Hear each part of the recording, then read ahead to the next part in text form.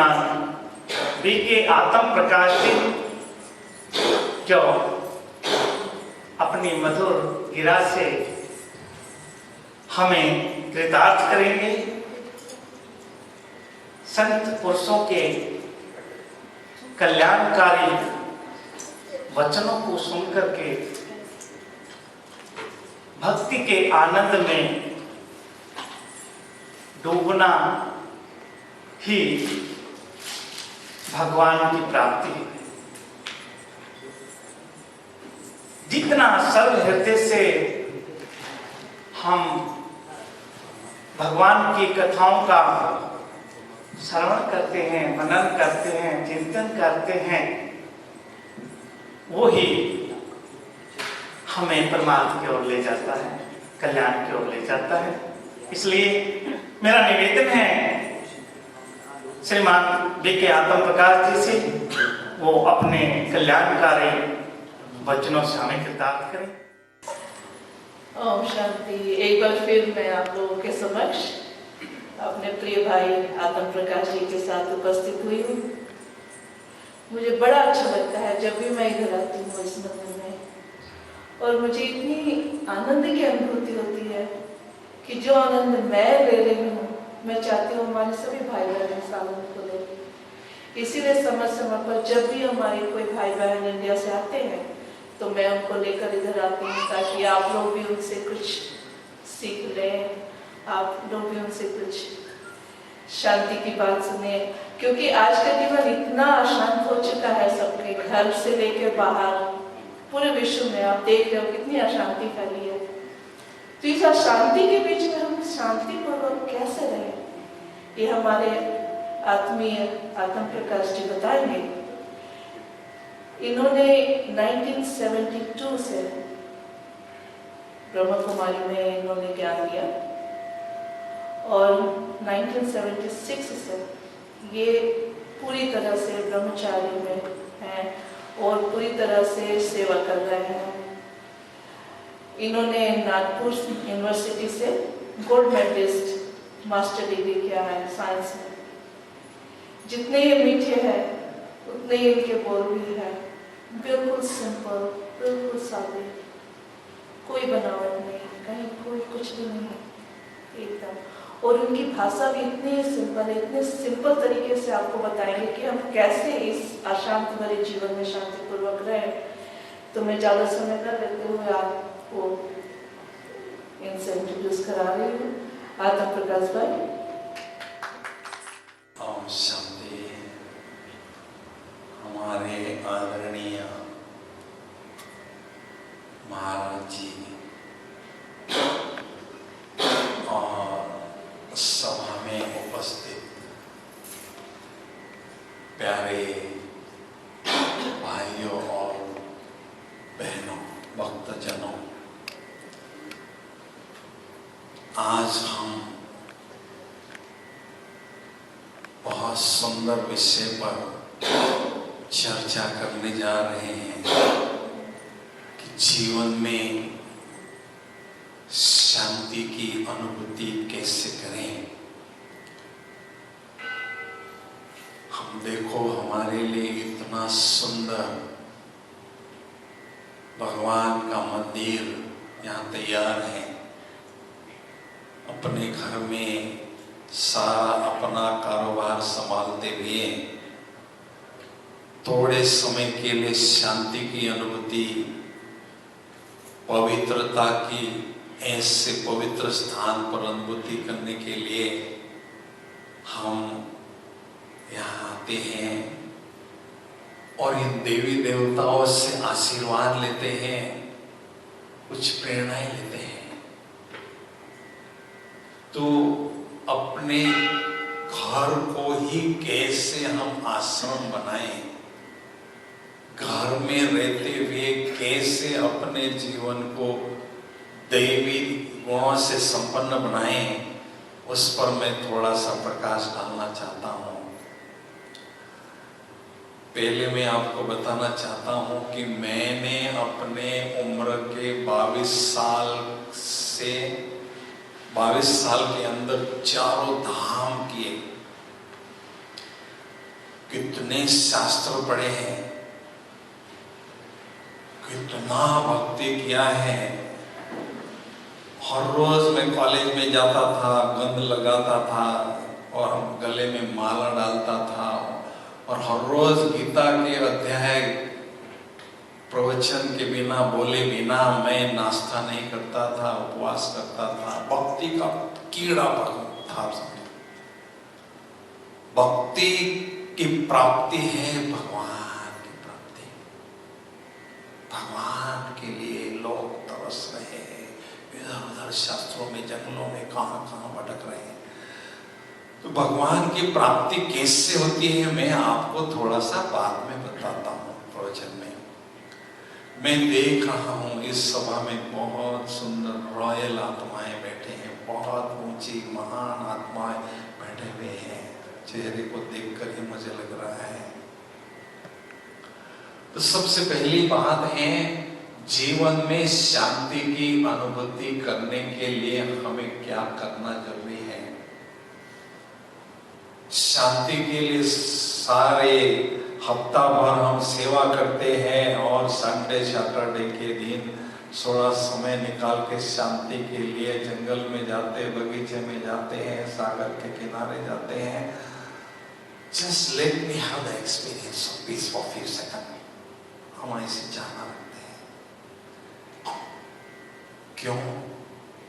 क्यों शांति की अनुभूति हम करना चाहते हैं? क्यों? वो आज हर इंसान को है। छोटा बच्चा होता है, वो भी चाहता है मम्मी मेरे से प्यार करे, मुझे प्यार दे। अगर मम्मी थोड़ी सी कभी गर्म हो जाती है तो बच्चा रोने लगता है, मुझे प्यार नहीं दे रही मम्मी। तो प्यार है, शांति है, आनंद है, पवित्रता है, ये सारी चीजें हम क्यों चाहते हैं? क्योंकि वो आत्मा का ओरिजिनल नेचर है। मेरा हाथ शुरू में ऐसा था, एक्सीडेंट होके मेरा ऐसा हो गया है, तो जिंदगी भर ऐसा ही मेरा हाथ चलता है। ये मेरा हाथ ओरिजिनल ऐसा नहीं है, ऐसा था, लेकिन एक्सीडेंट के बाद ऐसे ही हुआ, जिंदगी भर ऐसे ही चल रहा। तो अशांति है, अपवित्रता है, ये सारी आत्मा के विकृत नेचर बन गया है। ये ओरिजिनल नेचर नहीं है। हमारा ओरिजिनल नेचर देवी देवताओं के जैसा दिव्य गुणों से संपन्न था। भारत कहते सोने की चिड़िया थी, देवी संपन्न था, सुख संपन्न था, सुखों का बड़ीमार था।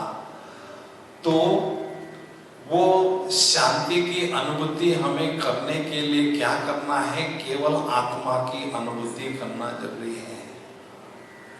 गीता में क्या कहते हैं? नष्ट मोहा स्मृति लब्धा। गीता के कितने अध्याय में केवल आत्मा का ही ज्ञान दिया गया है। आत्मा की अनुभूति कैसे करना चाहिए, ये सारी बातें बताई हैं।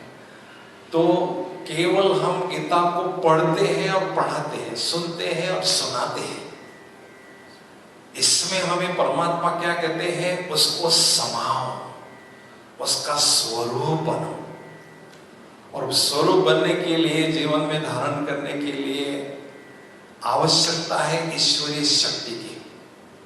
आचार्य और पंडित में अंतर क्या है? ये आचार्य है और ये पंडित है, दोनों में अंतर क्या है?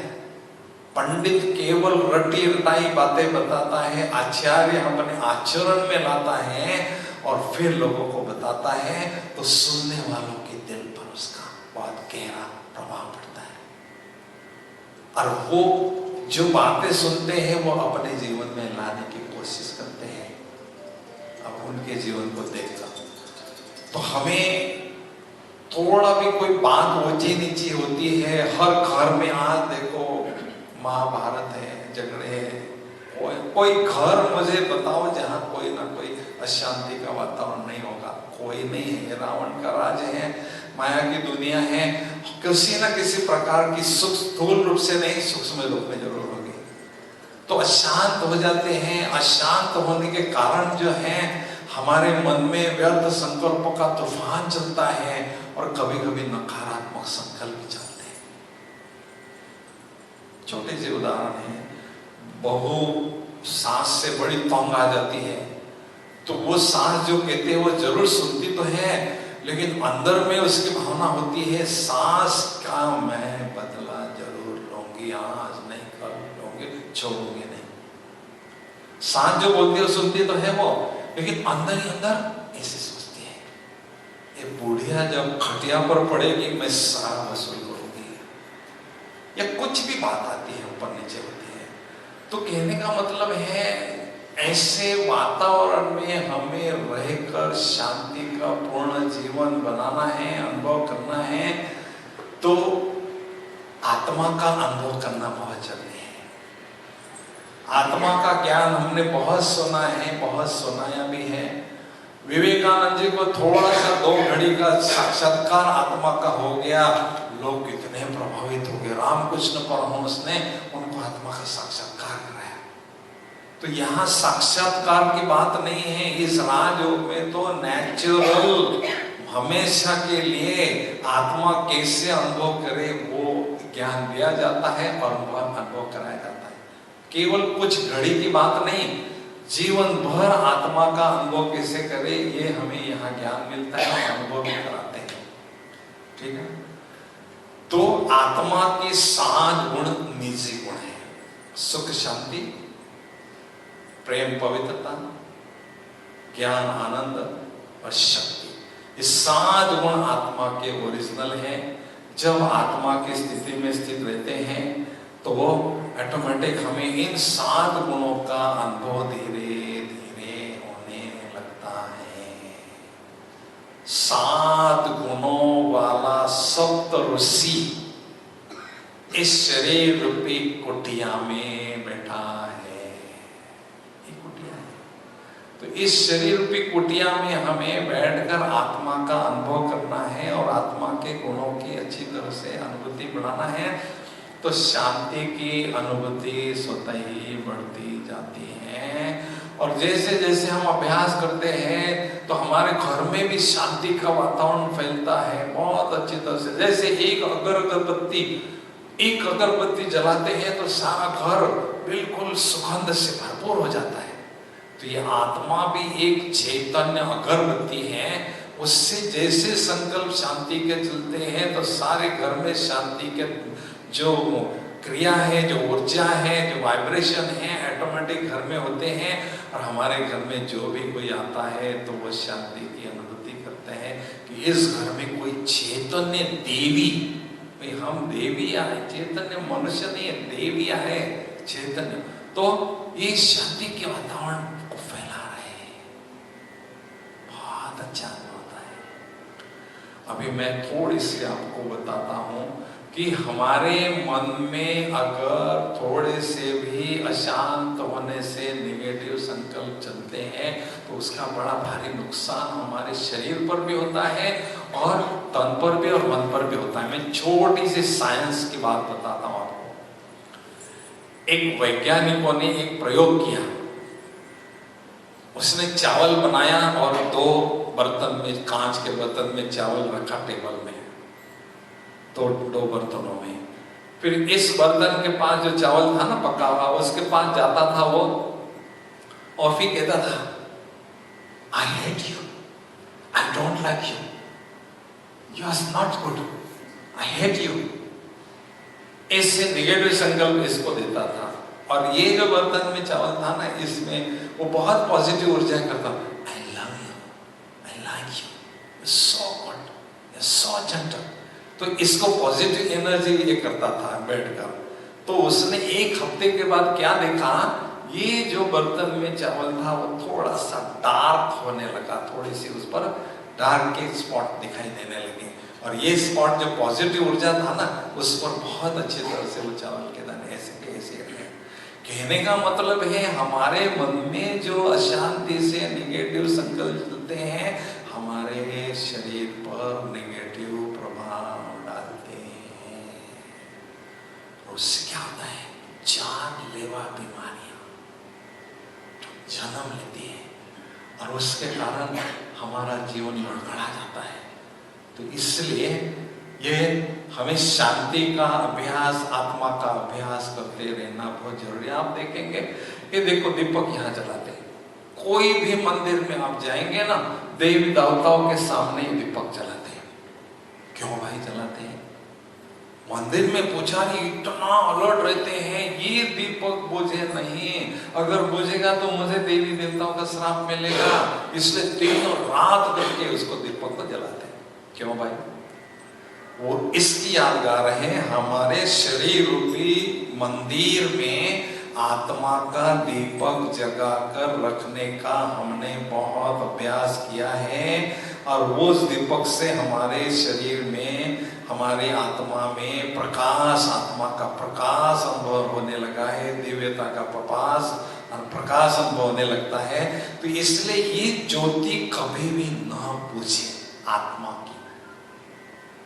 जहां होगा अंधेरा वहां होगा भूतों का डेरा। अभी क्या है, माया ने इस ज्योति को बुझा दिया है, तो इस शरीर में 5 विकारों का डेरा लगा हुआ है, और वो हमें और परेशान करते हैं और अशांत करते रहते हैं। तो अभी परमात्मा आकर क्या कहते हैं, परमात्मा ने ज्ञान का घृत इस दीपक में डाल दिया और इस ज्योति को जगा दिया। जहां होती है ज्योति वहां से माया भाग जाती, अंधेरा भाग जाता है। इसलिए मेरे इस शरीर रूपी मकान में हमेशा आत्मा की लाइट जलती रहे, ये अभ्यास हमको करते रहना है। जलती रहे उसके लिए अभ्यास करना चाहिए, आत्मा समझना है, आत्मा अनुभव करना है। और आत्मा के देखो तिलक यहाँ लगाती बहनें, क्यों लगाती? यहीं क्यों लगाती और कहीं नहीं लगाती? तो परमात्मा कहते हैं आत्मिक स्वरूप में टिको। अब टिकना तो छोड़ दिया, टीका लगाना जरूर रखा है, शुरू करके रखा है। तो हमने क्या करना है, परमात्मा कहते हैं आत्मिक स्वरूप में, आत्मा के भान में टिको। तो आत्मा के जो 7 गुण हैं वो बहुत अच्छी तरह से अनुभव करते जाएंगे। शांति, प्रेम, पवित्रता, आनंद की अनुभूति आपको बहुत अच्छी होगी। अभी मैं छोटी सी बात, मैं 50 सालों से ये राजयोग का अभ्यास कर रहा हूँ, उम्र 22 साल से अभ्यास कर रहा हूँ, मेरी उम्र अभी 72 है। 50 साल से इसका अभ्यास कर रहा हूँ और इसमें मेरे जीवन में बहुत परिवर्तन आया है, मैंने जो देखा है। तो ये आत्मा का अनुभव कैसे करना है, ये छोटी सी विधि आपको बताता हूँ। आत्मा का अनुभव करने के लिए आत्मा को देखना जरूरी है। यहाँ आत्मा को जब तक देखते नहीं हैं तब तक उसकी अनुभूति हमें नहीं होती है। तो ये शरीर को आईने में हम इन आंखों से देखते हैं। आत्मा को देखना है तो आत्मा की आंख से ही आप देख सकते हैं। अब आत्मा की आंख कौन सी है? आपसे 2 प्रश्न पूछता हूं मैं, उससे आपको पता चल जाएगा कि आत्मा की आंख, आत्मा का दिव्य नेत्र कौन सा है। पहला प्रश्न मेरा है, आपका घर यहाँ कहाँ है? प्रश्न पूछते ही घर दिखाई दे रहा है आपको? पिक्चर दिखाई दे रहा है? दिखाई दे रहा है? दिखाई देने के लिए आप मुझसे देख रहे, फिर भी कोई शक्ति घर को देख रही है। दूसरा प्रश्न पूछा, घर कैसा है? बहुत प्यारा है, 3-4 कमरे हैं, बहुत सुंदर बगीचा है, बहुत अच्छी तरह से मेरा घर का लोकेशन भी बहुत सुंदर है। तो ये सोच के आप मुझे बताएंगे। तो देखने वाली शक्ति है बुद्धि और सोचने वाली शक्ति है मन। ये थोड़ा सा अंतर आपको अच्छी तरह से अनुभव करना है। आत्मा एक शक्तियों का पुंज है, उसके बाद ये देखने वाली शक्ति बुद्धि है, ये देख सकने वाली शक्ति मन है। इतना आपको समझ में आया तो ये आत्मा का अनुभव, परमात्मा की याद करने का अनुभव आपको बहुत नेचुरल हो जाएगा। अभी आत्मा का अनुभव हमें कैसा करना है, एकांत में बैठना है और यहाँ प्रकृति में देखना है कि मैं कौन हूँ। मैं एक अजीब सितारा हूँ और गजब का सितारा हूँ। भाई अजीब सितारा क्यों? क्योंकि आसमान के तारे तो इन आंखों से दिखाई देते हैं, लेकिन इस सितारे को देखने के लिए दिव्य नेत्र चाहिए। एक अजीब सितारा और गजब का सितारा। गजब का सितारा क्यों हो? क्योंकि इस शरीर, इस आत्मा में अनेक जन्मों का पाठ भरा हुआ है। जैसे जैसे हम अपने इसको समय की सुई लगती है वो पाठ बाहर आ जाता है, इसलिए गजब का सितारा। तो यहाँ देखना है, मैं ये चमकता हुआ दिव्य सितारा हूँ। कैसा हूँ? शांत स्वरूप ज्योति बिंदु, शांति का प्रकाश चारों ओर फैलाए, परम शांति की अनुभूति हो रही। मैं कौन हूँ? मैं एक चमकता हुआ दिव्य सितारा हूँ। मैं पवित्र ज्योति बिंदु हूँ, पवित्रता का प्रकाश चारों ओर फैल रहा है, परम शांति की अनुभूति, परम सुख की अनुभूति हो रही है। तो ऐसे भ्रुकुटी के बीच में आत्मा को देखना है दिव्य सितारे के रूप में, और उसमें हमें टीकना है। तो धीरे धीरे पॉजिटिव एनर्जी, पॉजिटिव ऊर्जा, शांति की शक्ति हमारे इर्द गिर्द जैसी फैलती जाती है। आप देखेंगे जो भी महान आत्माएं होते हैं ना, उनके आजू बाजू में एक लाइट दिखाते हैं, सफेद, ऐसा गुरु नानक जी है, ऐसा है। कोई भी महान विभूतियां जो होकर गई है ना, इनके सिर के ऊपर ऐसे लाइट दिखाते हैं। क्यों दिखाते हैं? क्योंकि इन्होंने आत्मिक स्थिति में स्थित होकर इसी पॉजिटिव सकारात्मक ऊर्जा लोगों को सुख देने के लिए सकारात्मक ऊर्जा वातावरण में फैलाने की सेवा बहुत की, इसलिए वो ताज, वो ऑरा उनको दिखाते हैं।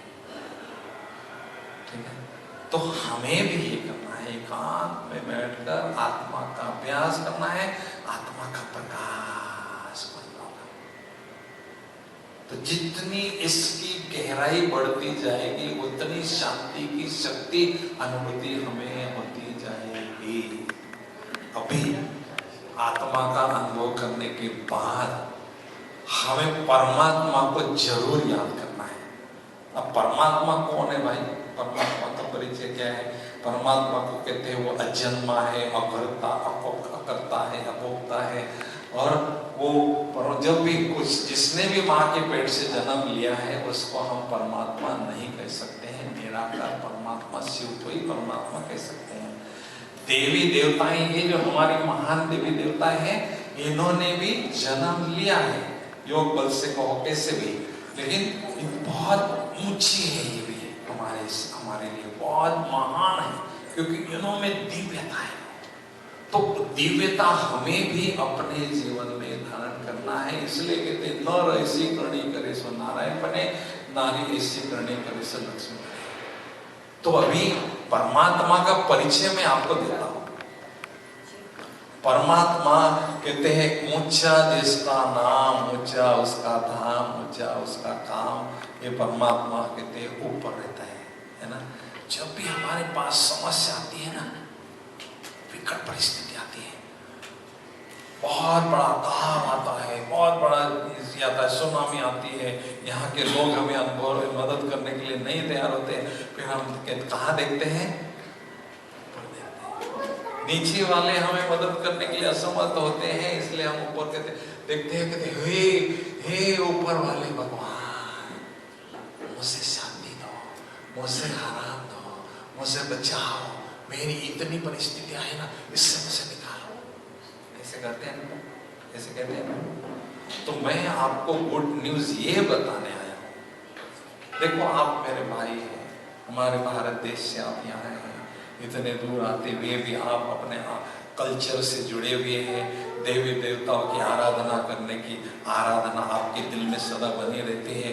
तो आप बहुत महान आत्मा है, बहुत महान आत्मा है। आप कहेंगे भाई क्यों? क्योंकि ऐसे कलयुगी जैसे पति दुनिया में वातावरण में आध्यात्मिकता में रुचि रखना, मंदिर में आकर देव देवताओं के सामने सिर झुकाना, उनका नमस्कार करना, ये भावना बहुत ऊंची है। जहाँ डांस ड्रामा ऑर्केस्ट्रा होगा ना, यहाँ भीड़ भड़का होगा। आप देखो यहाँ गिने चुने इतने सारे बाबा के बच्चे, परमात्मा के बच्चे है ना। तो आप महान आत्मा है, आपके पास पुण्य कर्मों की पूंजी बहुत है, उसके कारण आप भगवान के दरवाजे पर ऑटोमेटिक दौड़े दौड़े आते हैं। अभी वो पुण्य की कर्म की और बढ़ती है तो वो सबसे ऊंचा जो परमात्मा शिव है वो उसके पास भी हम पहुंच सकते हैं, उसको भी कनेक्शन हम जोड़ सकते हैं। मैं गुड न्यूज ये बताने आया हूं कि जो सारे संसार का क्रिएटर है, जिसके मुट्ठी में सारा संसार है, जिसके इशारे को लोग कहते हैं जो झाड़ का पत्ता हिल रहा है ना, वो भी परमात्मा के इशारे के बिना नहीं हिलता है।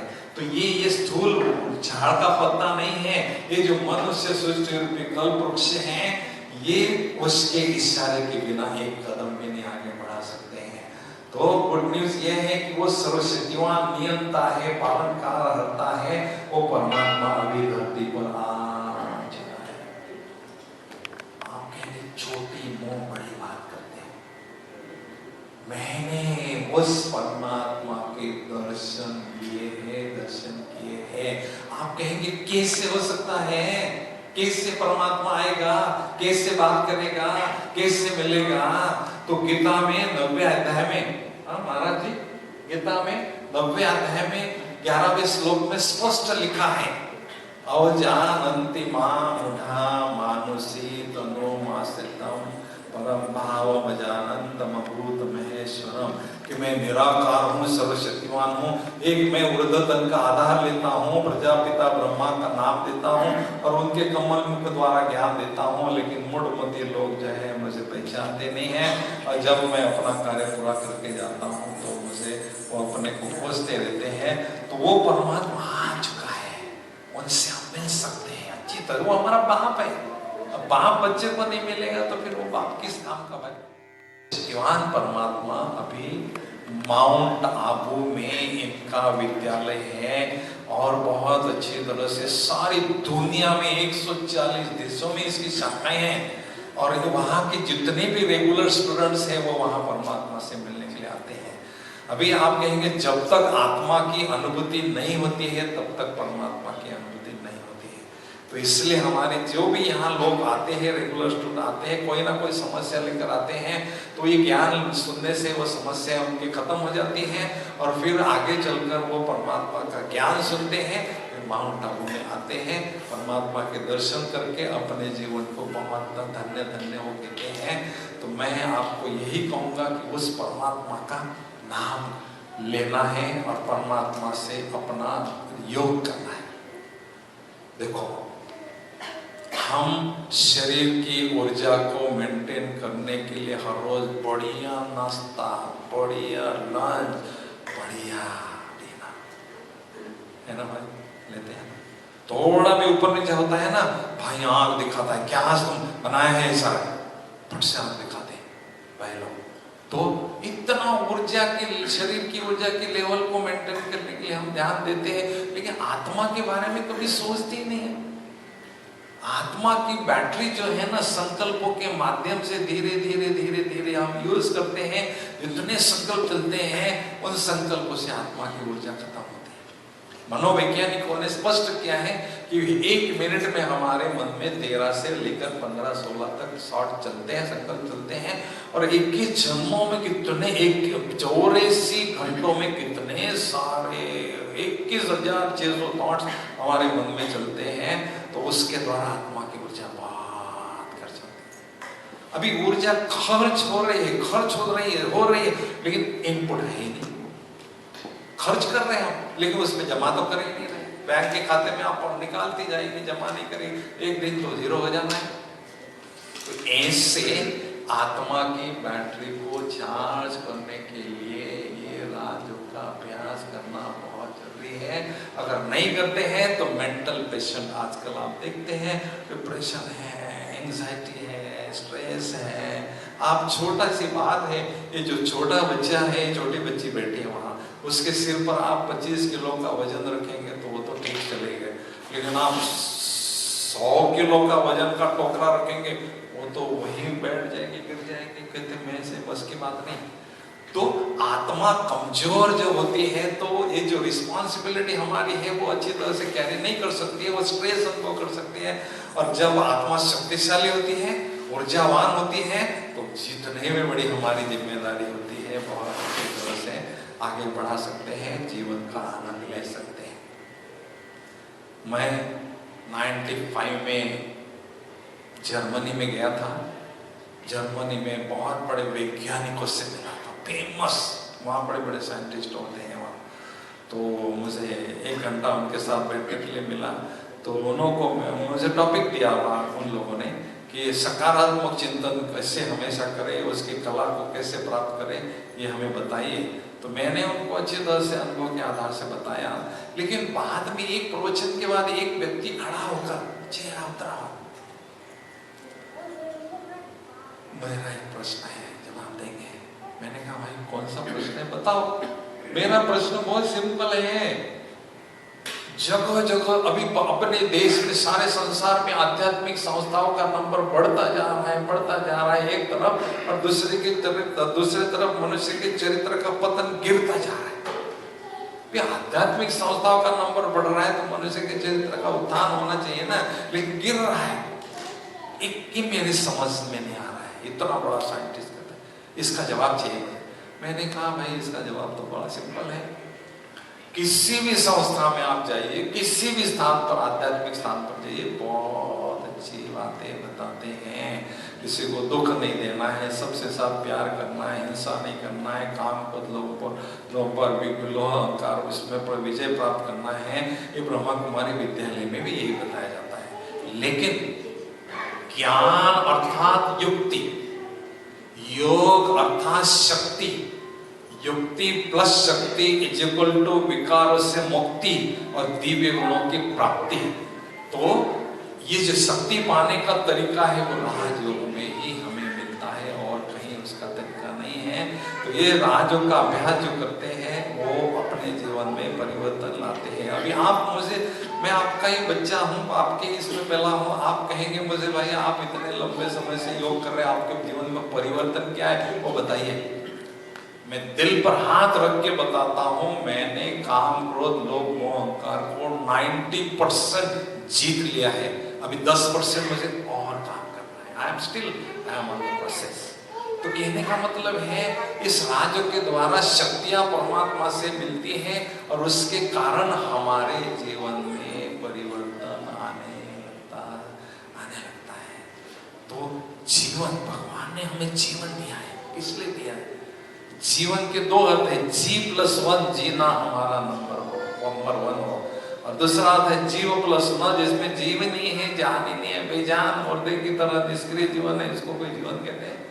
तो राजयोग का अभ्यास करने से हम अपने जीवन को बहुत अच्छी तरह से आदर्श बना सकते हैं, उन्नति कर सकते हैं और आगे बढ़ा सकते हैं और जीवन का आनंद लेते हैं हर रोज। केवल ये भी देखो महाराज जी, हमारे भारत की जो है प्रेसिडेंट है द्रौपदी मुर्मू जी,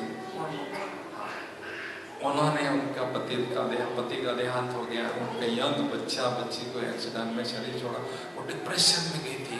8-7 साल की या 10 साल की बात है, बिल्कुल अशांत। आप सोचो इतना बड़ा पहाड़ जिस पर गिरा है उसको तो लगेगा ना। लेकिन जब वो अशांत थी तो कैसे तो भी ब्रह्मा कुमारी बहनों के संपर्क में आ गई, और जैसे उन्होंने 7 दिन का कोर्स किया और राजयोग का अभ्यास किया, चेहरे पर खुशी आई, लौट गई, बिल्कुल चेहरा डिप्रेशन। मैं जीव किसके लिए? सब कुछ तो मेरा लुट गया, लेकिन होश आ गया, ज्ञान आ गई उनके जीवन में करने के लिए। और आज देखो भारत की बागडोर संभाल रही है, और अभी भी 300-350 कमरे उनके राष्ट्रपति भवन में हैं। वहां उन्होंने बहुत सुंदर राजयोग का अभ्यास के लिए योग रूम बनाया है, और डेली सवेरे 4 से 5 योग का अभ्यास अमृत वेले सवेरे करते हैं। तो कहने का मतलब है जैसे खाना और सोना हर एक व्यक्ति को, किसी भी धर्म का हो, किसी भी उम्र का हो, हर एक को चाहिए, वैसे ये राजयोग का अभ्यास हर एक व्यक्ति को करना जरूरी है। और ये किसी धर्म से जुड़ा नहीं है। आत्मा समझना है, परमात्मा को याद करना है, हर कोई याद कर सकता है।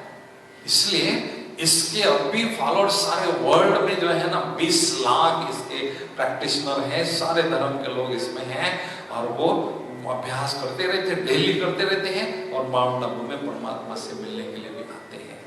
तो मैं इतना ही आपको मैसेज दूंगा कि आप इसको जरूर कीजिए, राजयोग का अभ्यास करिए, यहाँ आइए, अच्छी तरह से पूजा पाठ कीजिए, अच्छी तरह से देवी देवता का आशीर्वाद ले। तो मैं भी करता हूँ, अभी भी करता हूँ, लेकिन उसके साथ राजयोग को जोड़ लीजिए अपने जीवन में। राजयोग से आपके जीवन में प्रकाश आएगा, जीवन में शांति आएगी, प्रेम पवित्रता आएगी, जीवन का बहुत सुख लेते रहेंगे आप। समझा? एक कैटलिक एजेंट का काम करता है। आप राजयोग के अभ्यास करने हाउस वाइफ है, you would be a better house wife. Businessman है, you would be a better businessman. आप प्रोफेसर हैं, you would be a better professor. माना जो भी हम कर रहे हैं अच्छी से अच्छी कर सकते हैं। वर्क एफिशिएंसी, अभ्यास से क्या होता है? कार्यक्षमता, कार्यकुशलता, कार्यदक्षता हमारी बढ़ती जाती है। उसके कारण जो भी हमारी घरदार की जिम्मेदारियां होती है, कारोबार की, बिजनेस की, जो भी है, हम अच्छी तरह से कैरी ऑन करते हैं और जीवन का आनंद लेते हैं। बहुत मजा आता है, समझा? तो इसलिए और थोड़ा सा ही करना है, केवल आधा पौना घंटा करना है। सवेरे 40-50 मिनट करेंगे तो सारा दिन आपका चेहरा खिले हुए फूल की तरह रहेगा, एकदम चेहरा। भगवान ने सुंदर चेहरा दिया है, चेहरा कितना भी सुंदर हो, उस पर खुशी नहीं है, मुस्कुराहट नहीं है, कोई नहीं देखना चाहता है। एक स्लोगन आपको बताता हूँ, बहने बहुत बैठी हमारी अच्छी तरह से। मुस्कान के बिना मुख खिलता नहीं, मुस्कान के बिना मुख खिलता नहीं, सत्य ज्ञान के बिना सुख मिलता नहीं। तो ये राजयोग का अभ्यास करने से मन हमारा खुश रहता है और इसके कारण चेहरा भी हमारा खुश रहता है, खिले हुए फूल की तरह। हमारा भगवान के बगीचे की हम सभी चैतन्य फूल हैं। भगवान इसको हर रोज पालना करते हैं, तो वो देखते हैं मेरा हर एक फूल जो है ना बहुत खिला हुआ हो, चेहरे पर खुशहाली हो, चेहरे पर मुस्कुराहट हो। लेकिन उसके लिए हमें क्या करना है? राजयोग से शक्तियां परमात्मा से प्राप्त करना है। अभी कोई झाड़ है, उसको पानी और खाद नहीं मिलेगा तो झाड़ तो वहीं मर जाएगा, खत्म हो जाएगा। लेकिन पानी खाद मिलेगा तो बहुत उस पर फल फूल आएंगे, बढ़ता जाएगा। तो इस जीवन रूपी पेड़ को भी शक्ति चाहिए, पानी चाहिए, स्नेह का पानी चाहिए और परमात्मा से शक्तियों की खुराक चाहिए। तो ये जीवन रूपी पेड़ हमारा बढ़ता जाता है और इस पर दिव्य गुणों के फल और फूल लगते हैं और जीवन हमारा अनेकों को प्रेरणा देने वाला होता है। देखो, जितने भी महानुभाव होकर गए हैं इस संसार में, हमारे ऑफिस में उनके चित्र लगाते हैं हम, स्टैचू बड़े बड़े चौड़े पर स्टैचू लगाते हैं। क्यों भाई, क्या लगा? उन्होंने शरीर छोड़ा, वो तो चले गए शरीर छोड़कर, वो भले गए लेकिन आज अभी भी जिंदे हैं। हर एक के दिल में वो जिंदे हैं। किसके आधार से? दिव्यता के आधार से, मूल्यों के आधार से। उन्होंने जीवन में कुछ वैल्यूज थी, इसलिए आज भी वो महात्मा गांधी जी को याद करते हैं, विवेकानंद जी को याद करते हैं, क्योंकि उन्होंने वो मूल्य थे। तो हमें भी वो मूल्य धारण करना है जीवन में, तो हम भी अपना अमर हो जाएंगे। हम शरीर छोड़ने के बाद, मरने के बाद भी अमर हो जाएंगे, लोगों को प्रेरणा देते रहेंगे, हमारा जीवन श्रेष्ठ बनता जाएगा और घर आपका आश्रम बन जाएगा, जहाँ आप घर में रहते हुए या योग का अभ्यास करेंगे, पवित्रता के, शांति के वाइब्रेशन फैलाते जाएंगे, घर आपका आश्रम बनेगा। ये मेरी गारंटी है। कितने बहुत अच्छी तरह से घरों में, भारत में अभी आप देखना, कोई डिस्ट्रिक्ट खाली नहीं है, कोई तालुका खाली नहीं है, कोई बड़ा गांव नहीं है जहाँ ब्रह्मा कुमारी विद्यालय का, आप तो जानते होंगे, आप पेड़ों से पड़े से आपको बताते होंगे, है ना? कहाँ से आप? राजस्थान से? हमारा ही राजस्थान है। तो अब सब जगह है इसके, तो जयपुर में क्या सब, कोई, मैंने कहा ना, कोई डिस्ट्रिक्ट तालुका कोई भी खाली नहीं जहाँ ब्रह्मा कुमारी बहुत अच्छा लोग सब उसका ज्ञान लेते हैं, अपने जीवन का आनंद लेते हैं।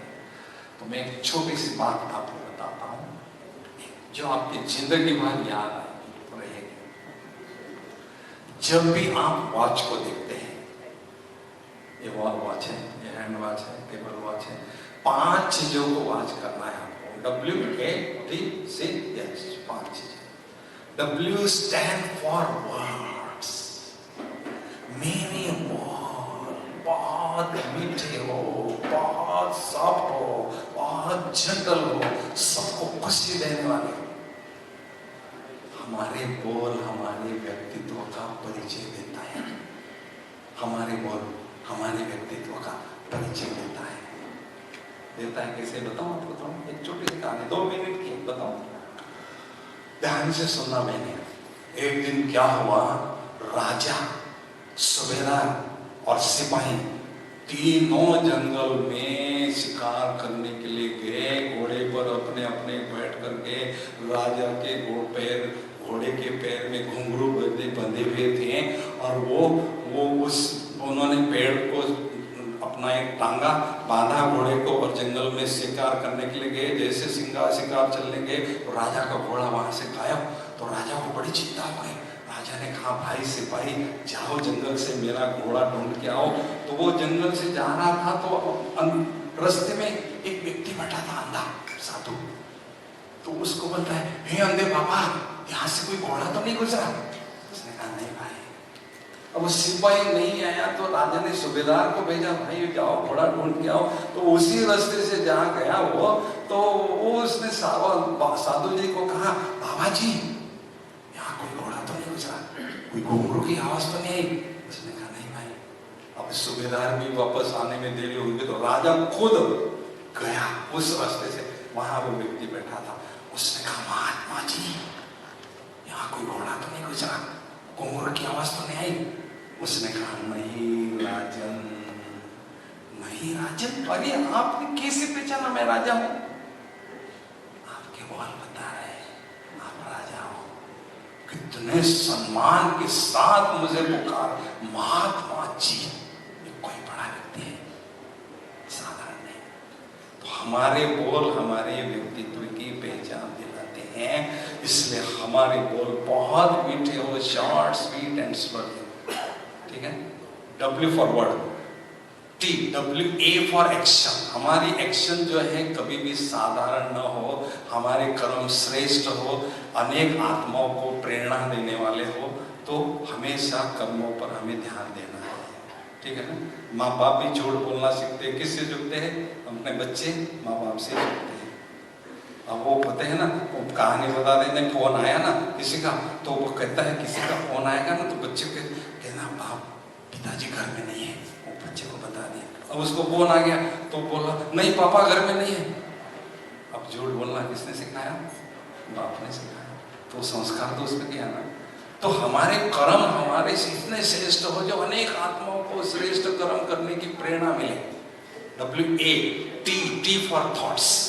हमारे मन में हमेशा सकारात्मक संकल्प, पवित्र संकल्प, बहुत संकल्पों का प्रवाह चलता रहे और वायुमंडल में सात्विक ऊर्जा हम फैलाते रहे।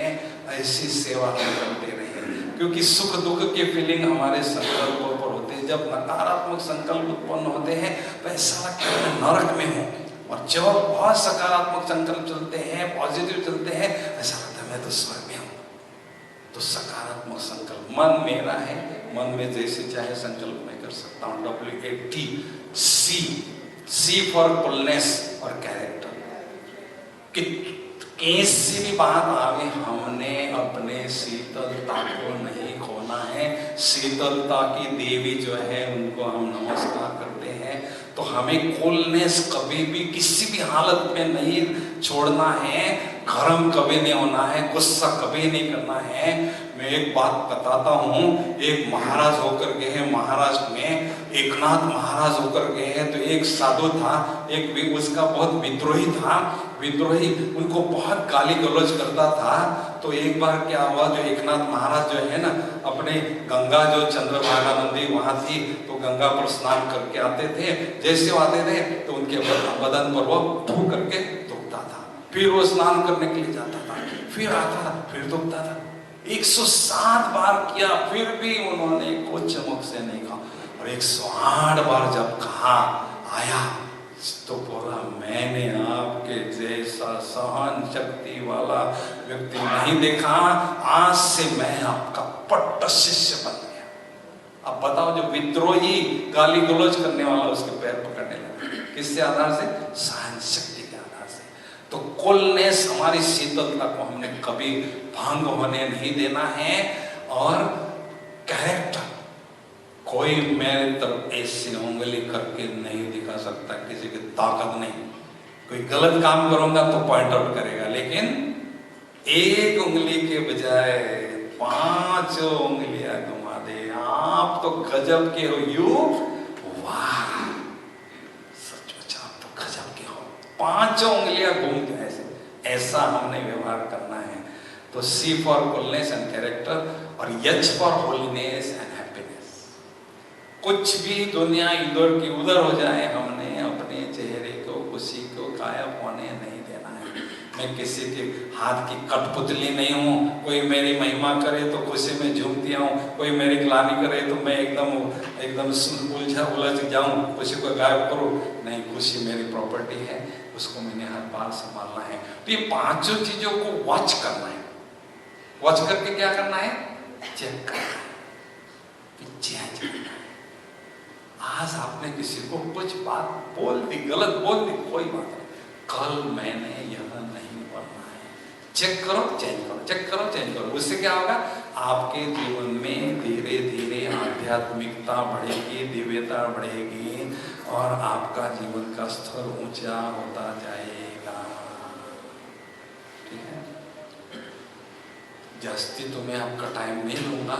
महाराज जी ने 1:15 बजे तक टाइम दिया है। मैं आपको 10 मिनट परमात्मा की याद का अनुभव कराना चाहता हूँ। तो सभी थोड़ा सा अलर्ट होके बैठेंगे, जरा अच्छी तरह से ध्यान परमात्मा करेंगे कि हम सीधा बैठे, जैसे ध्यान में बैठे ना, आंखें बंद करो, थोड़ा तो जैसा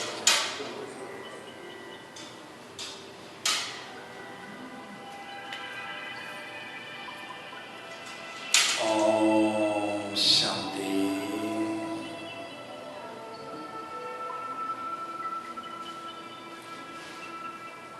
इस देह रूपी चैतन्य मकान में मैं निराकार ज्योति बिंदु आत्मा मकान मालिक भ्रुकुटी के मध्य आंखों रूपी खिड़कियों के पास विराजमान मैं निराकार ज्योति बिंदु आत्मा शांत स्वरूप शांति का प्रकाश, शांति की किरणें चारों ओर फैल रही है।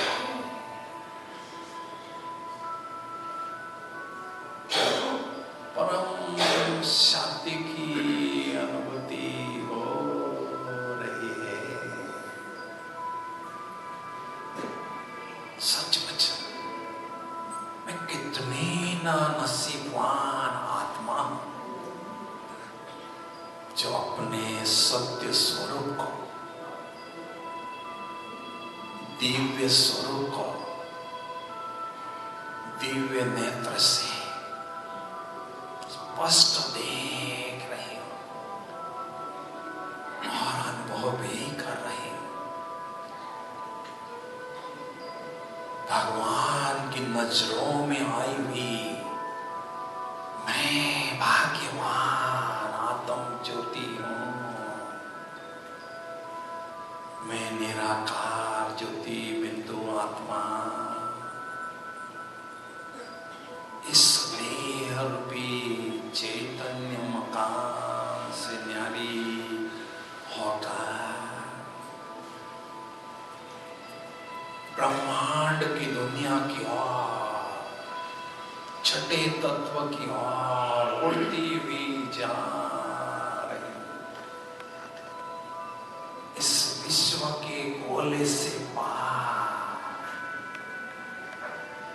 चंद्र सूर्य तारा गण से भी पार उड़ती हुई जा रही हो। ओहो, ब्रह्म तत्व की दुनिया में पहुंच गई हो, जहां चारों सुनहरी लाल दिव्य प्रकाश प्रकाश है। शांति शांति परम शांति है। कितना प्यारा है यह मेरा घर, शांति धाम। ओहो, मेरे प्राणों के प्राण, मेरे प्राण आधार, मेरे प्राणेश्वर, मेरे प्राण पिता, सत्यम शिवम सुंदरम, प्यारे शिव पिता, मुझ आत्मा के समक्ष विराजमान है। मैं आत्म ज्योति अपने दिव्य नेत्र से परमात्मा के दिव्य स्वरूप को देख रही हूं, उनकी सुंदरता का आनंद ले रही हूं। परमात्मा ज्ञान सूर्य में आध्यात्मिक शक्तियों की अथाह सागर है। इस साकारी दुनिया की सूर्य से कई गुना शक्तिशाली शक्तियों के सागर सूर्य शिव पिता से अत्यंत शक्तिशाली किरणों की बरसात निरंतर मुझ आत्म ज्योति पर हो रही है, होती ही जा रही है। मैं आत्म ज्योति ज्ञान सूर्य शिव पिता से अनंत शक्तियां, प्रचंड शक्तियां स्वयं में ग्रहण कर रही हूं। मेरी आत्मा रूपी बैटरी चार्ज हो रही है।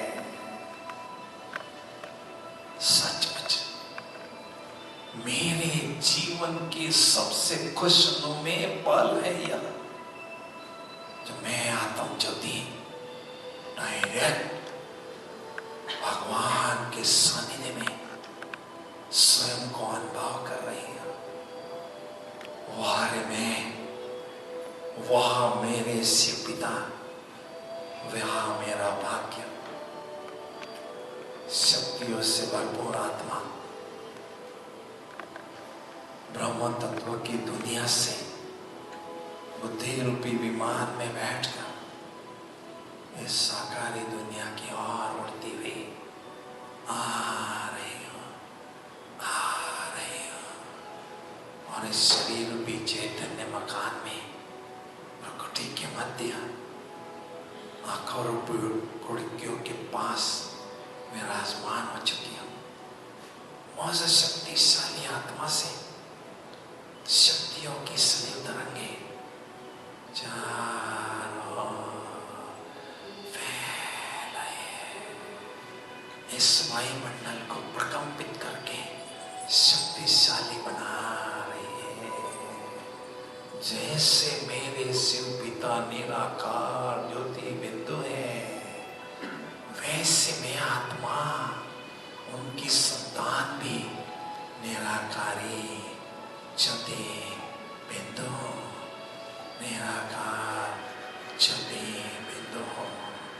ओम शांति शांति शांति। Thank you so much for joining us in beautiful afternoon. Thank you so much. कितना सुंदर वातावरण बन गया है, बिल्कुल कुछ भी बोलने का मन नहीं कर रहा है, कितनी शांति है।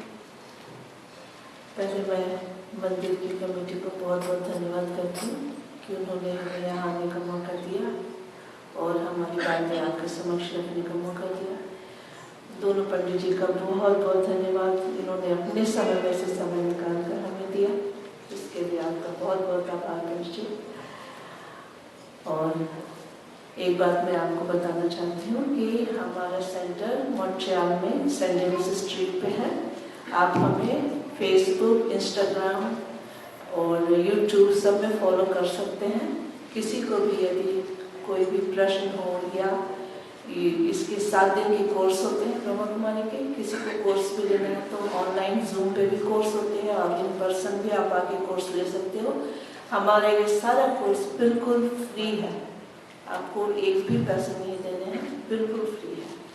तो मैं आप सबों से ये प्रार्थना करती हूँ कि जब भी मौका मिले आप फ़ोन लीजिए और हमारे ब्रदर उधर पीछे बैठे हैं, यदि किसी को कोर्स लेना हो तो आप उनको अपना नाम, फ़ोन नंबर दे सकते हैं, तो वो आपको गाइड कर देंगे। Om Shanti and thank you again. अभी ब्रदर आपको जैसे मंदिर में पंडित जी प्रसाद देते हैं, हम आपको ब्लेसिंग और टोली देंगे। वैसे मैं माउंट आबू का रहने वाला हूँ, माउंट आबू का रहने वाला हूँ, इसलिए आपको माउंट पर कह रहा हूँ। स्वर्ग देखना है तो माउंट आबू आप जरूर आइए। स्वर्ग उसको कहते हैं जहाँ स्पिरिचुअल ब्यूटी और नेचुरल ब्यूटी का कॉम्बिनेशन होता है, जहाँ शांति, प्रेम, पवित्रता का माहौल मिलता है, उसको स्वर्ग कहते हैं। इसलिए आप सभी को मैं माउंट आबू का निमंत्रण देता हूँ, जरूर आप आइए, वहाँ दर्शन कीजिए, परमात्मा के स्थान को देखिए, हमसे मिलिए। वहाँ रहने का हो तो भी हम आपका अच्छी तरह से रहने का निमंत्रण भी देते हैं और रहने का भी हम इंतजाम भी कर सकते हैं। लेकिन एक बार इस 7 दिन का कोर्स करके आप ये राजयोग सीखकर वहाँ आएंगे ना, आपको ऐसा लगेगा जिंदगी मेरी सार्थक हो गई बस। तो ये मैं आपसे आखिरी अनुरोध यही करूँगा कि प्लीज़ इस राजयोग का जीवन को अभिन्न अंग बनाइए और परमात्मा का साथ और हाथ अपने सिर पर अनुभव कीजिए और माउंट आबू जरूर है। Thank you so much. अभी हम प्रसाद देते हैं फटाफट, क्योंकि हमारी आरती वगैरह महाराज जी को कोई डिस्टर्ब नहीं होना चाहिए। फटाफट हम निपटा के इसमें हम सम्मिलित हो जाएंगे पूजा पाठ में। नमस्कार, मैं अपनी बोर्ड की तरफ से आत्म प्रकाश जी का बहुत बहुत धन्यवाद करना चाहूँगा कि वो हमारे मंदिर में आए और अपने ज्ञान के भंडार में से उन्होंने थोड़ा सा ज्ञान आप सब लोगों को बांटा। क्या मेरे को उम्मीद है कि आप सब लोगों ने एंजॉय करा होगा और मैं इनसे प्रार्थना करता हूँ जब भी यहाँ पर आए हमसे संपर्क करें और जरूर आए। बहुत बहुत धन्यवाद।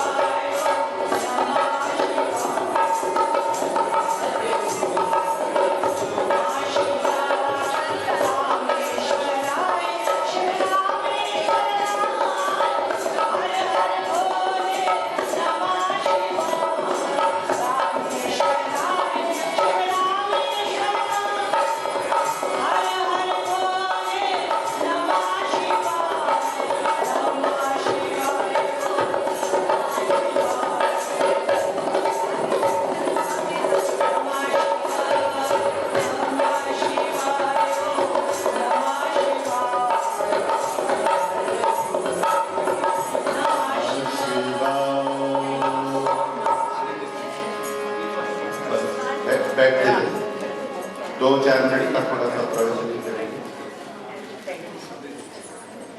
एवरी संडे हम लोग भगवान श्री कृष्ण के जीवन पर चर्चा कर रहे हैं। प्रवचन के ऊपर प्रवचन करना बड़ा मुश्किल काम होता है, भजन के बाद प्रवचन करना इजी होता है। जो बैठे वो सुनते रहे। तो भगवान, हम चर्चा में थे कि भगवान ने संदेश दिया और उद्धव जी को ब्रिज में भेजा। उद्धव जी जब ब्रिज में गए तो देखते हैं जाकर के वो प्राकृतिक जो सौंदर्य है ब्रिज का, वृंदावन का, अत्यंत आनंददायक है, अत्यंत आनंददायक। अभी आप आत्म प्रकाश जी को सुन रहे थे, डिप्रेशन भीतर से कैसे निकलता है। नेचर के जितने नजदीक जाते जाएंगे उतना धीरे धीरे प्रसन्नता आती जाएगी। तो श्रीधाम जो वृंदावन है वो प्राकृतिक है एकदम से। वो पहाड़ी गिरिराज की, वो यमुना जी का किनारा और वो हरियाली, वो सुंदर वातावरण बहुत आनंददायक है।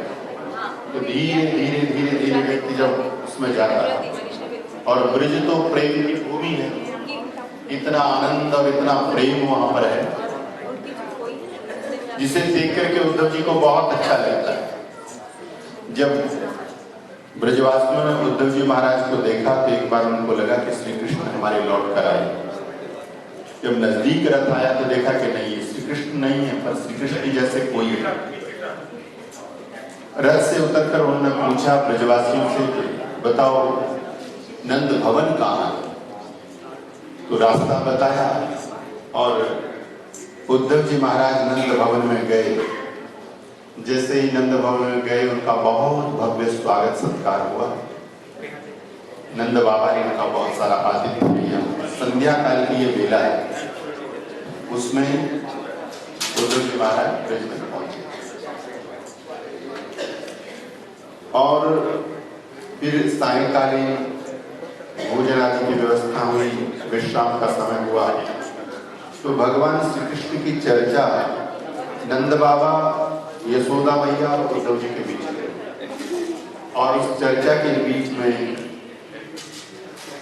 भगवान की अवस्था की बातें, वो पलना दिखाया जिसमें भगवान खेलते रहे, वो आंगन जहाँ भगवान खेलते रहे। रात्रि भर उद्धव जी महाराज से भगवान की चर्चा होती और उस चर्चा के में उद्धव जी महाराज को ऐसा लगा कि रात्रि में सो ही नहीं पाए, पूरी रात्रि चर्चा होती रही।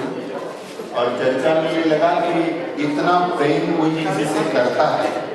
उद्धव जी महाराज को लगा कि इतना प्रेम न मैंने कभी पढ़ा था, न सुना था, न देखा था। उतना प्रेम यशोदा मैया और नंद बाबा भगवान से करते हैं।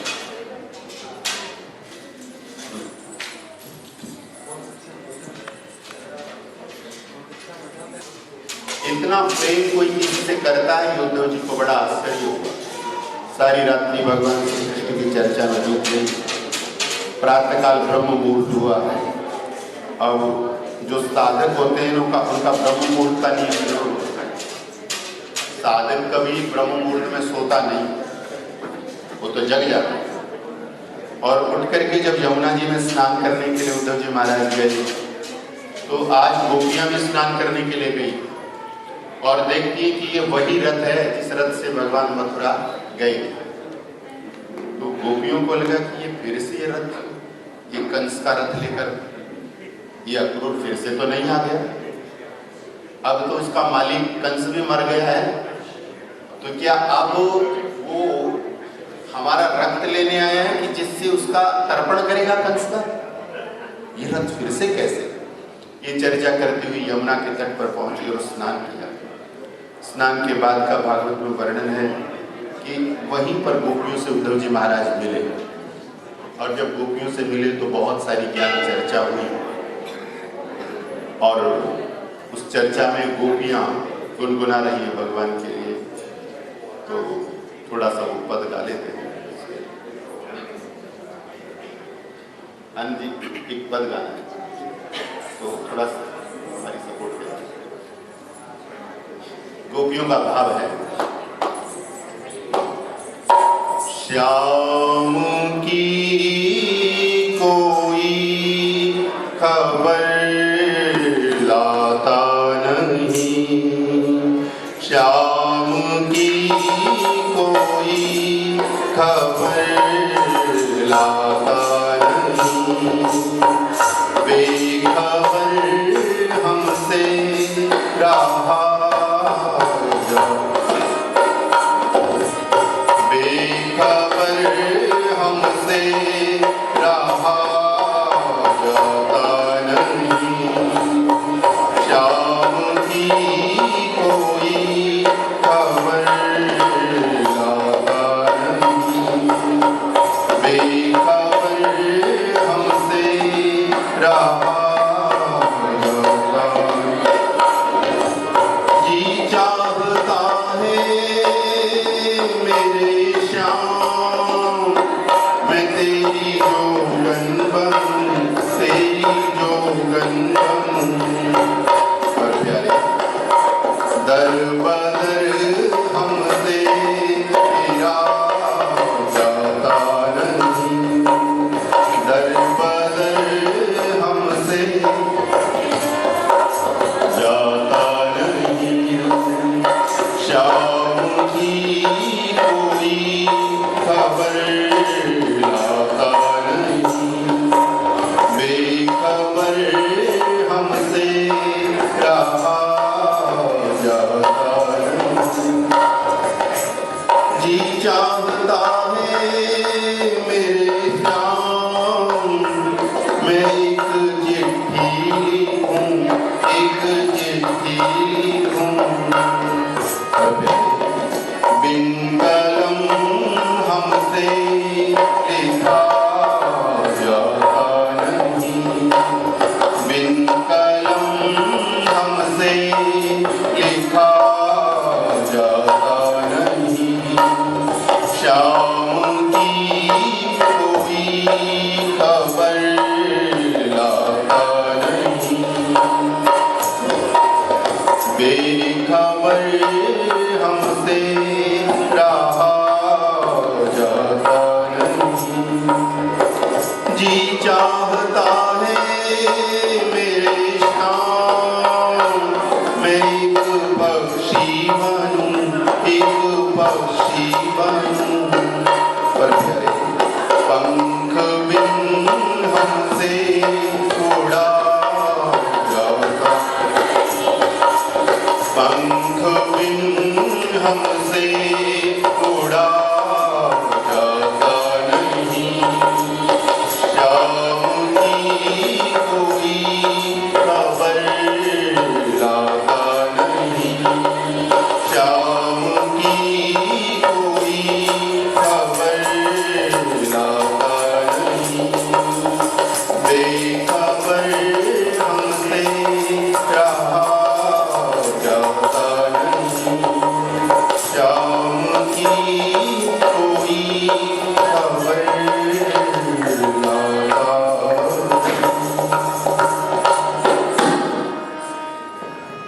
यमुना के तट पर गोपियां स्नान करके इस भाव को गा रही।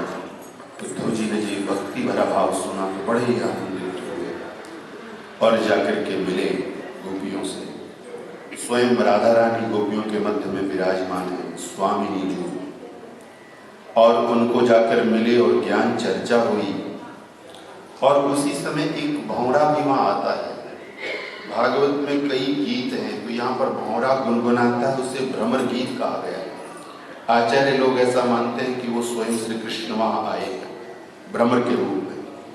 भागवत में भ्रमर गीत, युगल गीत, गोपी गीत, बहुत सारे गीत, तो वेणु गीत, तो ये भ्रमर गीत का वर्णन है और इससे उल्हाना देती हैं गोपियां।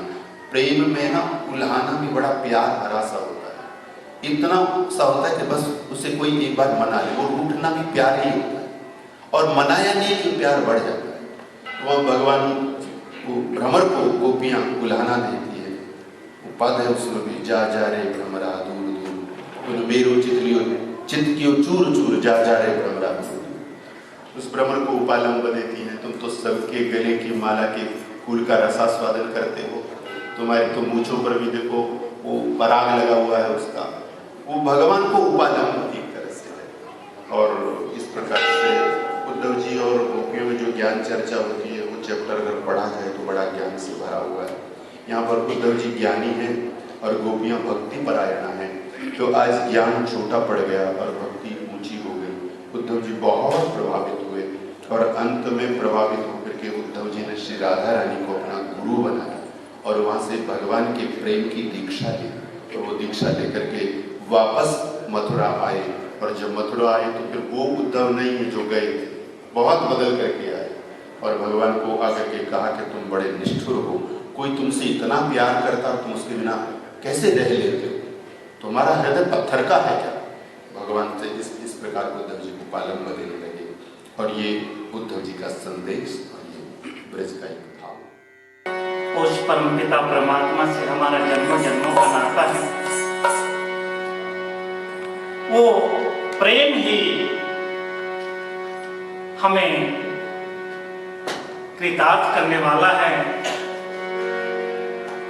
गोपियों का प्रेम भी भगवान के प्रति जन्म जन्म से रहा और हमारा भी इससे नाता जो है वो जन्म जन्म से है। मेरे भाई बहन,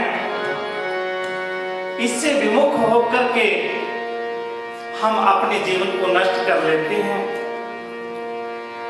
इसी की भक्ति में हम पार लगेंगे, इसी के समर्पण हमें कर देना चाहिए। छोटा सा भजन। अरे जन्म जन्म का साथ है तुम्हारा, है मारा, है मारा तुम्हारा। जन्म जन्म का साथ है तुम्हारा, है मारा, है मारा। करेंगे सेवा हर जीवन में, पकड़ो हाथ हमारा। जन्म जन्म का साथ है तुम्हारा, है मारा, है मारा तुम्हारा। हर जन्म जन्म का साथ है तुम्हारा, है मारा,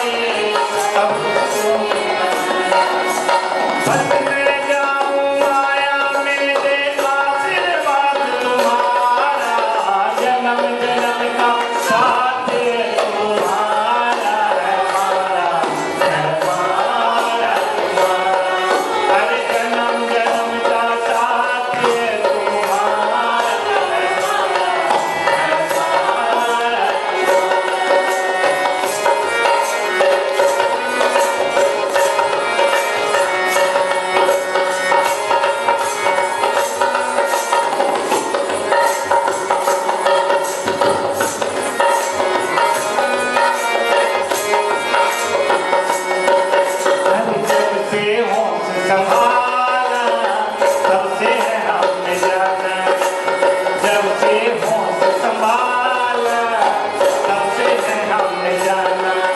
अरे तेरी भक्ति ना मिले तो वृथा जन्म गवाना, तेरी भक्ति ना मिले तो वृथा जन्म गवाना। बनवाई इंसान जगत में फिरता मारा मारा,